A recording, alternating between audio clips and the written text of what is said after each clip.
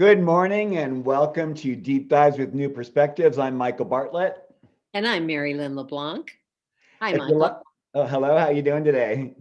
Great. I'm doing great. And I know you're going to tell listeners that if they like what they hear here, please subscribe to our YouTube channel, Deep Dive with New Perspectives, with astrologers Michael Bartlett and myself, Merrylin LeBlanc. And the more subscribers, the better our messages get around. And you and I, Michael, are two astrologers who look at astrology in different ways and sometimes in similar ways. And today we have lots of activity going on this week that we thought we'd cover. Last week we covered Mercury having moved into Pisces. And that Mercury in Pisces is quite active. Actually, it's quite active today, the day that we're recording this, Tuesday the 23rd.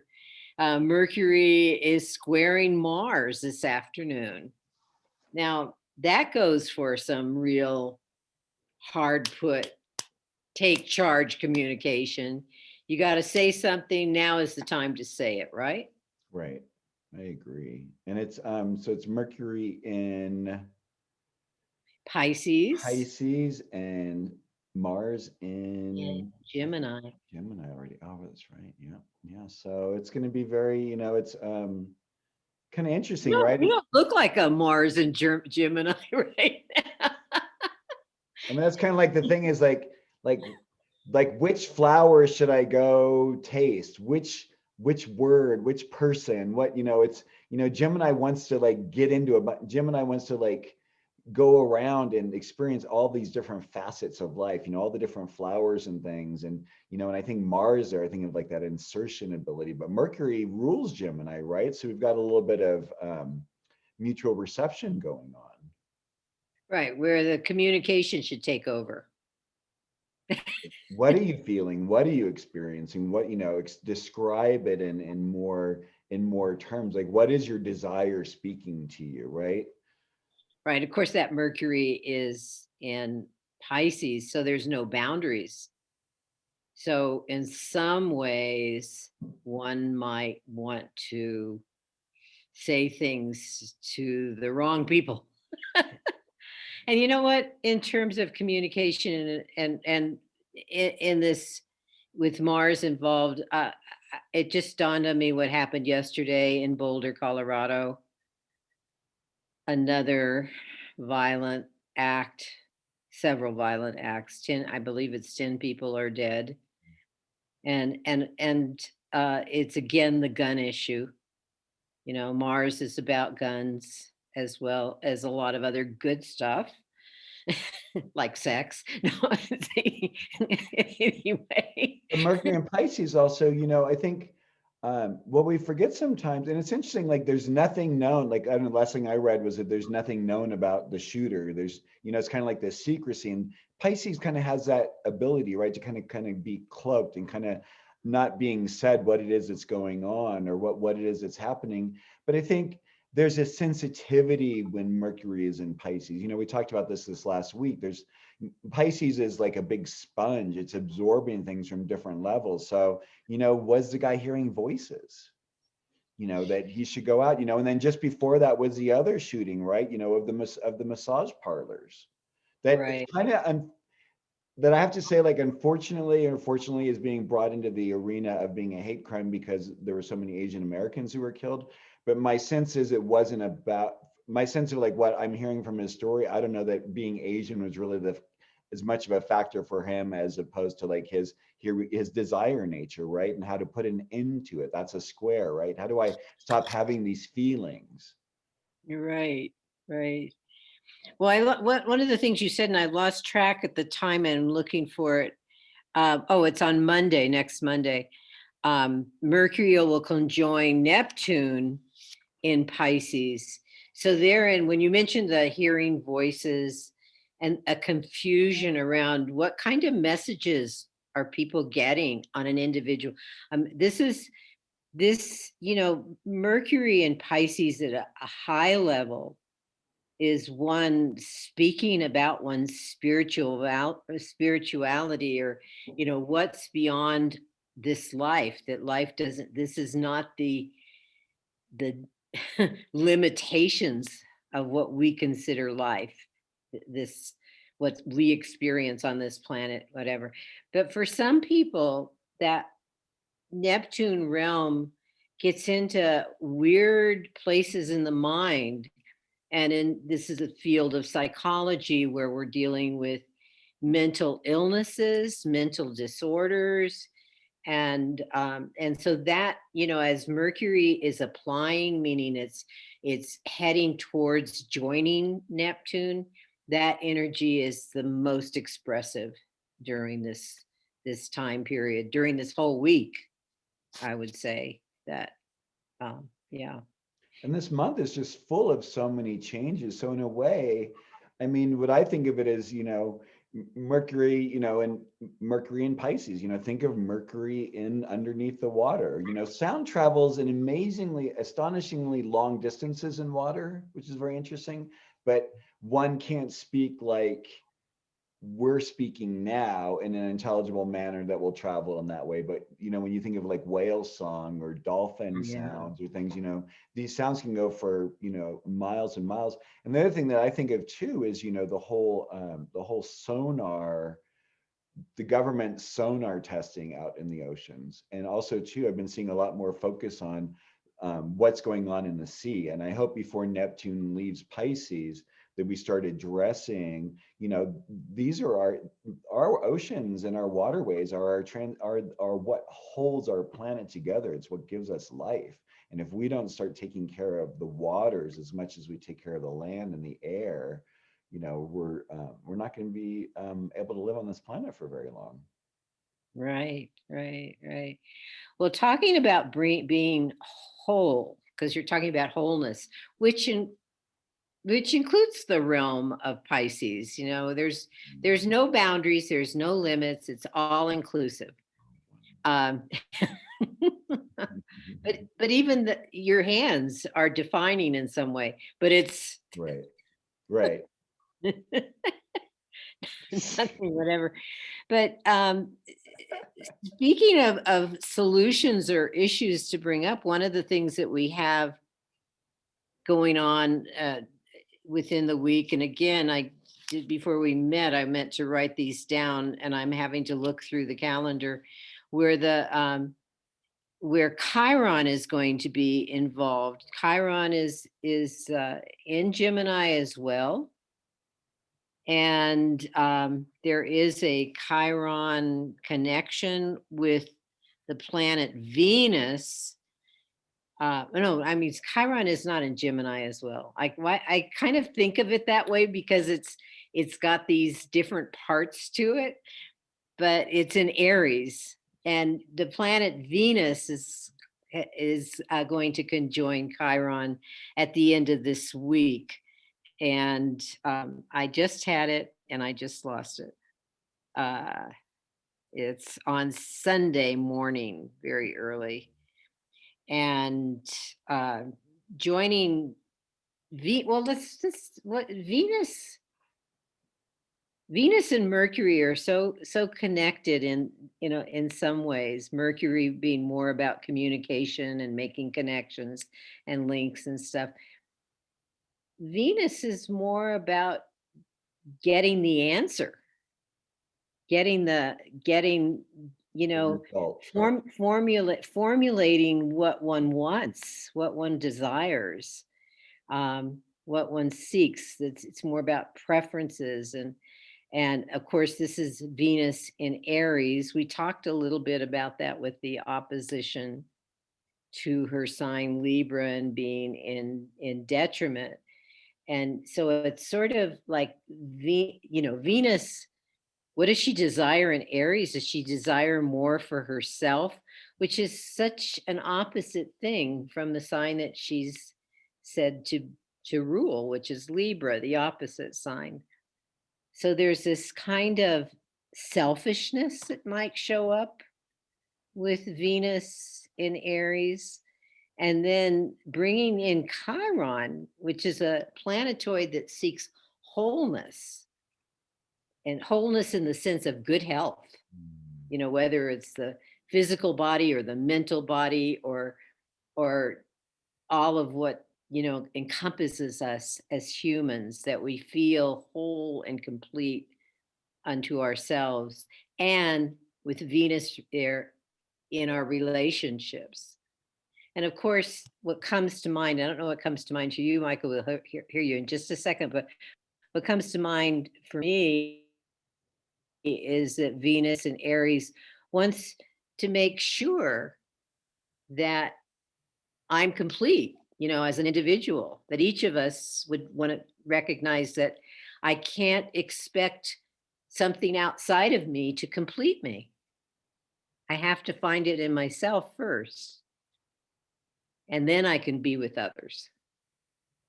Well, it's funny what I think of with it, and it's odd because in a sense, we get to experience Venus hitting, going into Aries, every year and a half or so. Mhm. So it's that's fairly common. But with the Chiron there, what I think of is the Me Too, the Me Too movement, and I think of what's going on with Governor Cuomo in New York, and it's like, well, how many women? It's this interesting male female thing of like, we're learning that, it should only really take one woman saying, hey, this is what happened to me and that was inappropriate. And then the appropriate response is an apology. But he's basically said, I'm not going to step down, which I think engages a lot more againstness, right? I mean, it's like you're basically calling to battle. So of course women are coming forward. And I think with that Chiron Venus combination, it's like, the feminine, we need to have holism there. We need to have the balance of the masculine and the feminine. Women don't need to feel, they shouldn't have to be concerned. No one should be concerned about their sex when they're there to do their job on any level, way, shape, or form. Right. Yeah, I mean, you and I as Aquarians have a lot of opinions and understandings about, the rightness of, things that are going on. I mean, another example I think is the Amazon group going towards unionizing. That'd be another thing, right? It's, bringing forth, because in esoteric astrology, Venus is brings things together. It seeks to unite. So, and I think, Taurus appreciates that. And when you think of Libra being the other ruler on an esoteric level, actually on the esoteric level, the ruler is Gemini, but it's this idea of, instead of being the two, it's the two that are truly one. It's this understanding that there's a blending and an understanding of that. And I think it's important for men to start honoring their inner feminine. And I think it's time for more, I think a lot of women, fortunately, are honoring their inner masculine, because otherwise I don't think there'd be any further movement on making the balance. It is, I mean, otherwise, why aren't we like 60, 70, 60, 30%, 70% in our sex to one another, right? There's so many reasons why there's this polarity, but how can one side be forever denigrated or put in positions of less power? The idea that not even be able to own their own property, or being able to vote, or, I mean, all these things are recent ideas. Ruth Bader Ginsburg was the first woman to lie in state in our capital. That's Over 200 years. horrific. That's Right. horrific. That's Right. ignoble. Well, what you're saying reminds me also that, in terms of the collective planets and the signs that they've been through recently, and especially Pluto, they're, in terms of generations, for the last 50 years, we've had generations being born in signs that have to do with relationship as well as society at large, looking at that perspective. And then these very fast moving planets, these personal planets that we've been talking about today, Mercury and Venus, especially, they're personal, and their connections are really helping each of us look at this bigger picture. It brings up that notion, which I firmly believe in, that healing begins with ourselves. and transformation begins with ourselves. We're leaving this masculine, and I say masculine, not just male, because a paradigm. We're moving into a paradigm of, it's not about one sex, it's about how we use our masculine and feminine energy. The reason I say that is many years ago, I was in several women's organizations in California, and there was this one woman who talked about how we would hope to see the day that we women in management, this was a women in a management positions organization, um, would not have to act like the men to get the positions. And I've been watching, and we should do her chart. I have the data, but I've not really looked at her chart. Kamala Harris, who in the role that she's playing a vice presidential role, and she's playing it well, and she's playing it with feminine energy. We've seen her masculine energy when she was a senator, when she was a prosecutor and attorney general in California. And that's the kind of that difference. If you've watched her close enough over the years, you'll see a difference going on. And I think it's a remarkable difference. And the position of vice president, which is also differential to whomever is president, is a good one for her to practice. If she is able to succeed, is that the right word?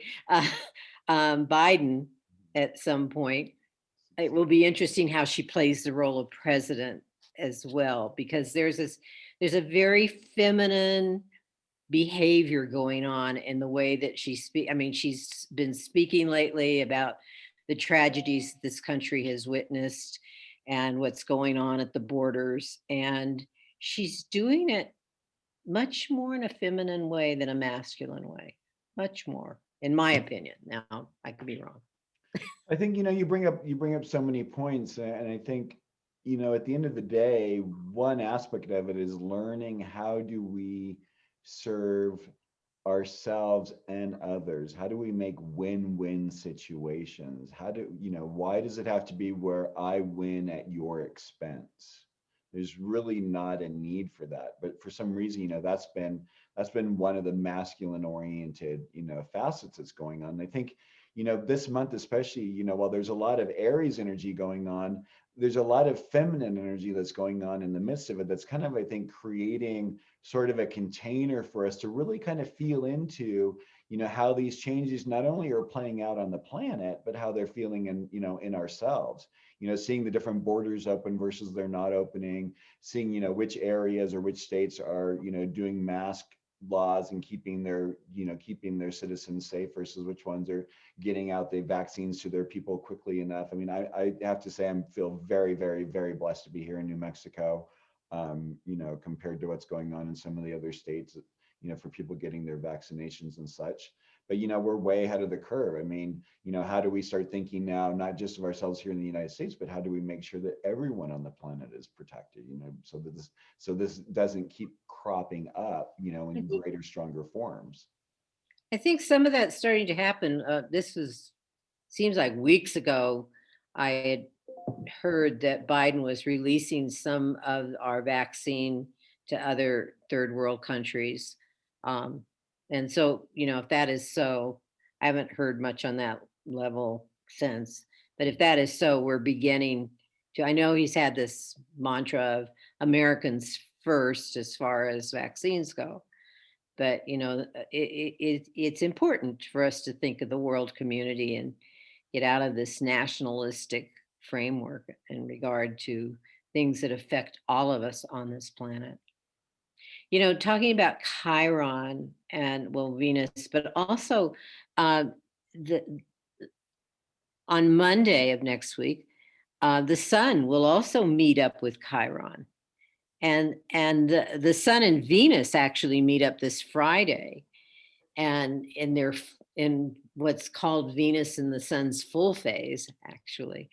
And the sun is going to bring more power to our desire to be healthy individuals. That's one way of putting it. Chiron is a little planetoid out there that's been very influential. Chiron is a teacher as well as a healer, and in mythology. And maybe what it's teaching us right now on the planet with being in Aries is the results of when we're too individualistic, Mm.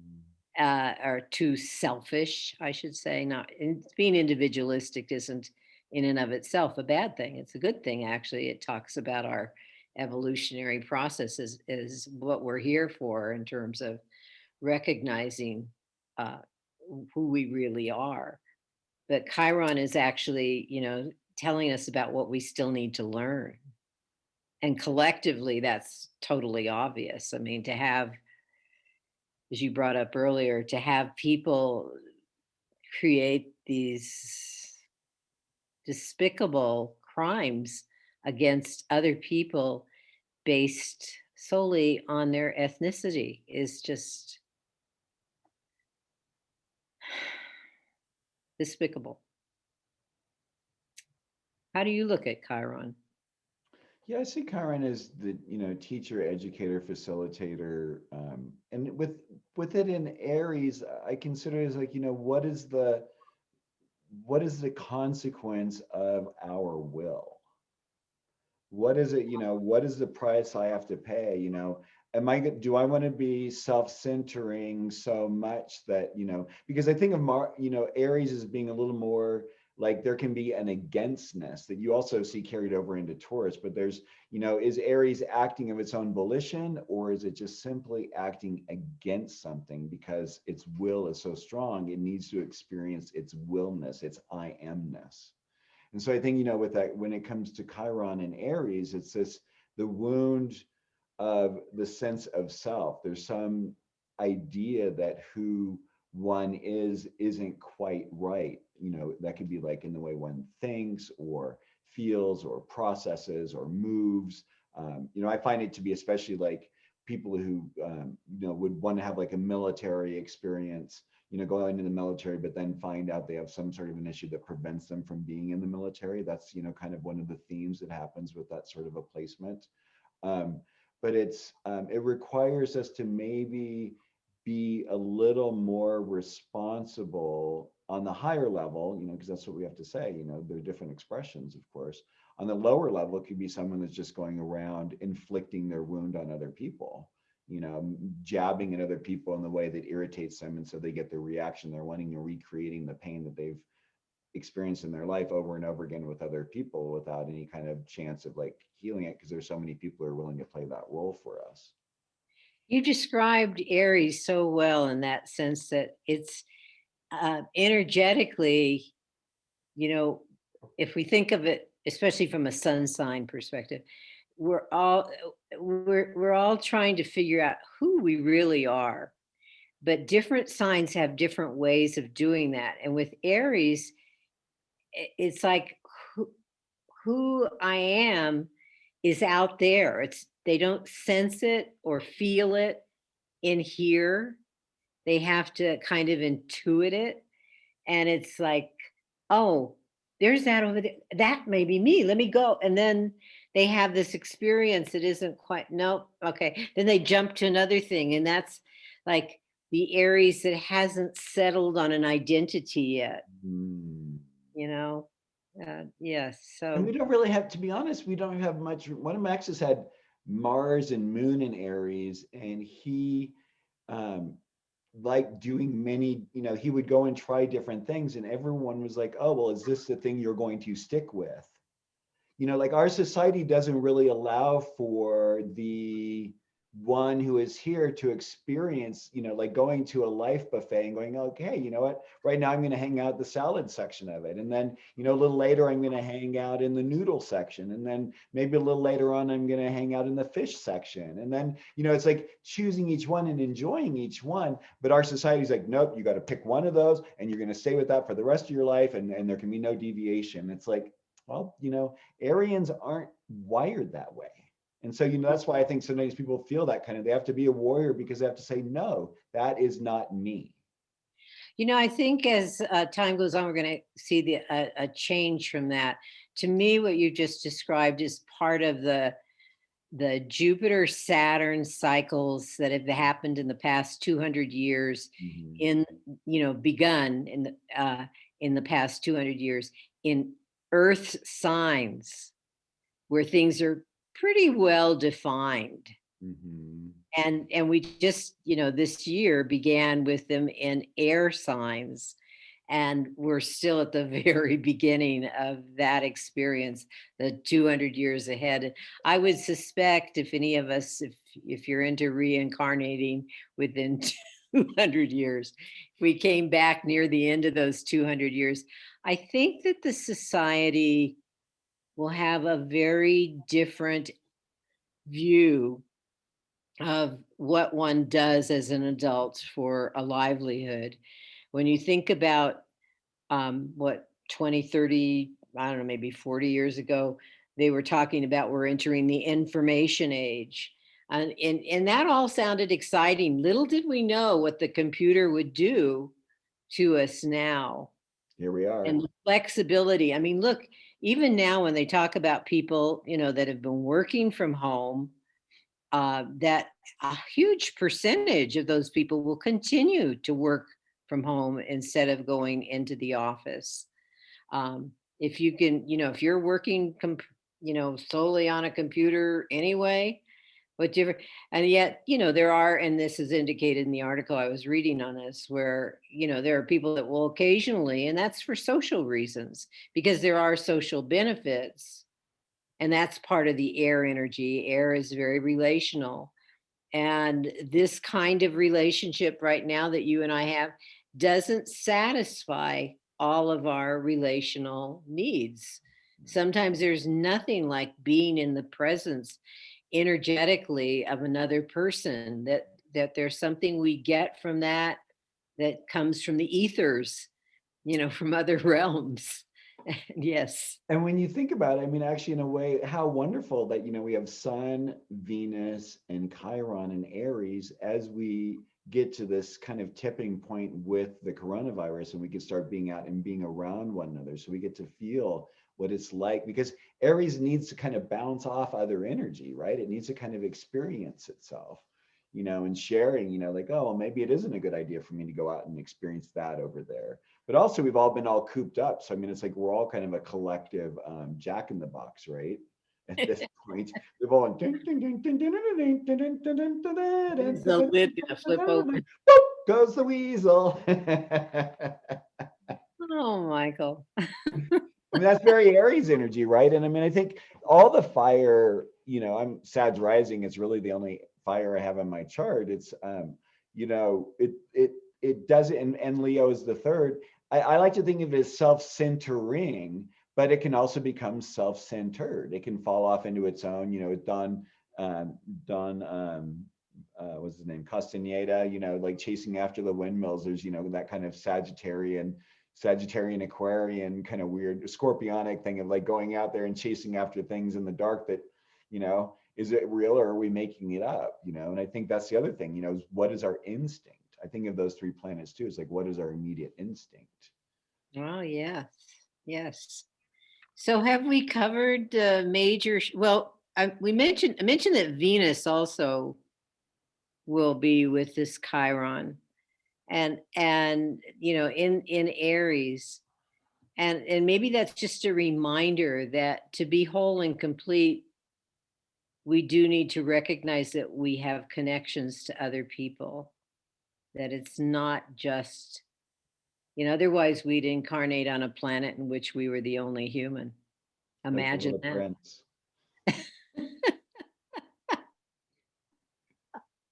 I How always wondered sweet. how he lived on that little planet. That was I, always, he was so big compared to that little planet. But how can oh. people find you, Merrylin? Moonwiseastrology.com, all one word. And there's information about me, which includes phone number 505-690-1878, as well as email address marylinleblanc@gmail.com. You, Perfect. Michael? They can find people, you can find me at Core Michael, CORE Michael.com, MICHAEL.com, or contact me at Michael@coremichael.com or 505-690-3860. Great to speak to you another week. Happy spring to everyone, and Yes. enjoy and embrace the big changes around and make space to be present to how you feel in relationship to them. All the best. Have a great week. Bye.